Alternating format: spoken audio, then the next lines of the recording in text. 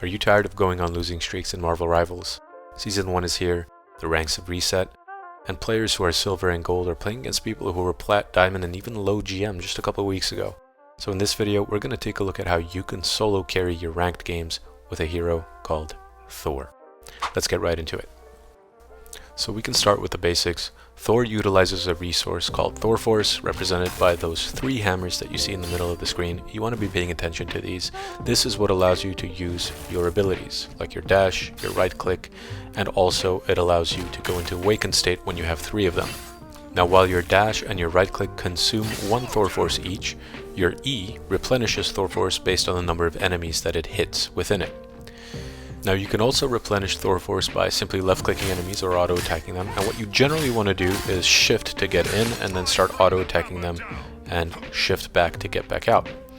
One thing you can also do is when you do close that gap with an enemy, you can smack them about 3 times and then shift upwards to displace the enemy into the air. This will just be very disorienting for the enemy, and I'll show it right here. So I like to flick upwards and just move them along with me towards my team. That's one way to use Thor effectively and basically pluck out an enemy to help your team generate an advantage in the team fight.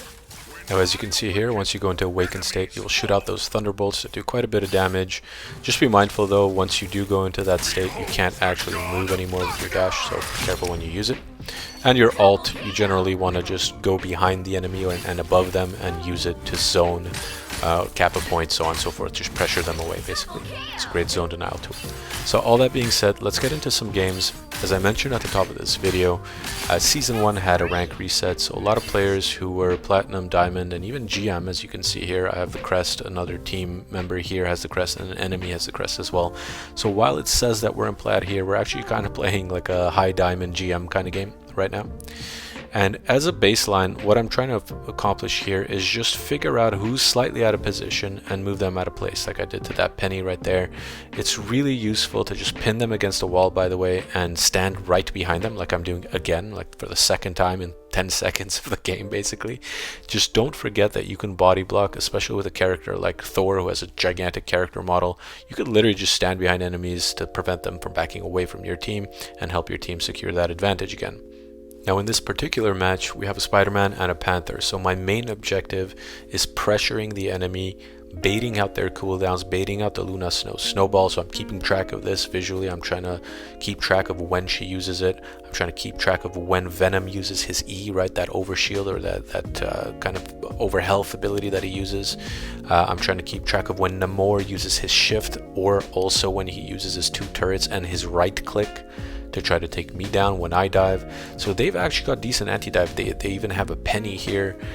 They're set up to counter our team, but what I'm trying to do is be as aggressive as possible. As you can see, I'm practically in their spawn, and I'm trying to bait out everything I possibly can so that my Spider-Man and my Panther can follow up after that freely and take care of the enemy.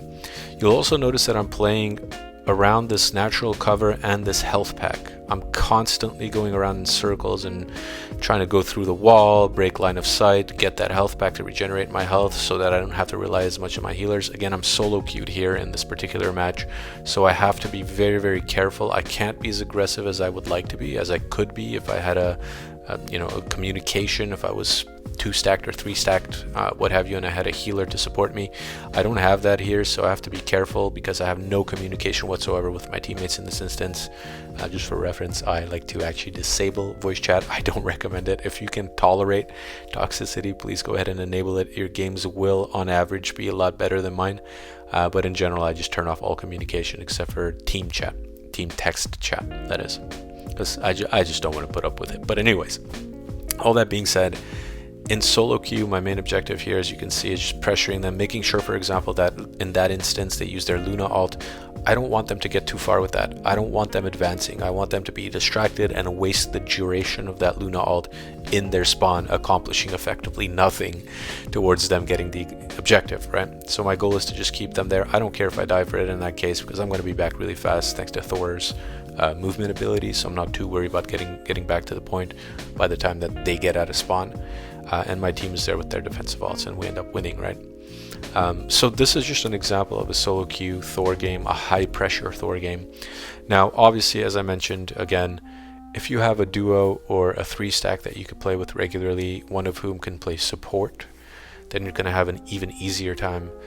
Thor can absolutely hard carry if you've got someone on heals paying attention to when you're diving and when you're dipping back out and actually healing you back up. So this is an example of that. In this case, I'm on my alt account and we're playing in a 3-stack, excuse me. And so I've got a healer here, actually pretty focused on when I'm dipping in and out, as you can see. And in this case, I'm kind of free to just keep poking them. And my main objective here is actually poking their Hawkeye, making sure that he's not troublesome and that I can basically neutralize him and distract him long enough for my team to advance. That's what I'm really trying to do. I'm being as annoying as I possibly can be to their backline, and I keep going in and out here. As you'll notice, I keep smacking this guy and then just dipping back out.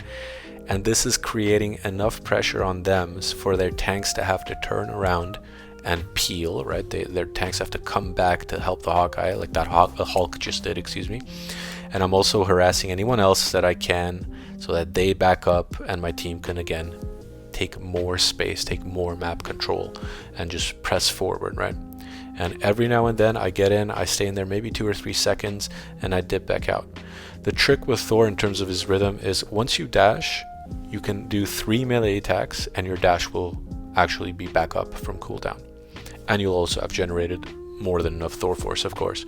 And in that instance, if you do see an opportunity to go into awakened state, you can. Sometimes I use the awakened state while I'm under a teammate's defensive ultimate, like a Luna Snow, for example, or an Invisible Woman's ult, or the ground from a Cloak's ult.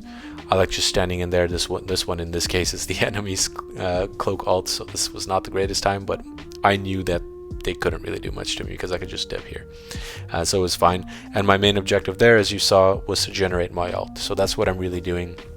Of course, if you're 2v1 against 2 squishies, you could just go into awakened state and rip them to shreds. Honestly, it does so much damage and you attack really fast. Like, 2 squishies can't really handle you, to be perfectly honest with you. Especially if you dash in and you right click or something and you generate 200-300 over health and you're just too tanky for them to deal with, and you're doing so much DPS. So it's just a really good way to pressure the enemy team. As you can see here, again, my main objective at this point of the fight is to make sure that they cannot come through this choke point, and if they do, I want to pluck them out and get them in an unfavorable position so that my team can take them out, and so that I can break line of sight between them and their healers. I don't want their healers to be able to see their tanks, for example. In this case, I push the Squirrel Girl back. I'm just so annoying as Thor because that shift is up constantly. I can move one person to the left, move the other person to the right, move their supports backwards and break line of sight. I could just displace their entire enemy team and their setup so often that it becomes really annoying. And in this case, like, they got a bad spawn here because we capped the point right after they respawned. I mean, this is just painful, right? Like, I'm a Thor with an ultimate and they're just in a tight space like this. They're just getting ripped apart, honestly. And this is what Thor excels at. If you have enemies like that, they only have one healer, they're half a team, they're stuck in a closed space, you've got some support with you, some backup with you, and you have an ult, I mean, it's GG. They're gonna go down. There's no questions about it. And so yeah, basically, Thor is a really great way to try to solo carry games. Obviously, it becomes even easier if you've got a dedicated healer and you can poke in and out. But I just wanted to show you this, put this on the radar again. I know a lot of people are talking about Thor, but I don't see a lot of him right now, at least not at a very proficient level. So learn this hero, master him, and you'll have a much easier time with rank play. And if you want to see this live, please feel free to tune into my Twitch and YouTube streams.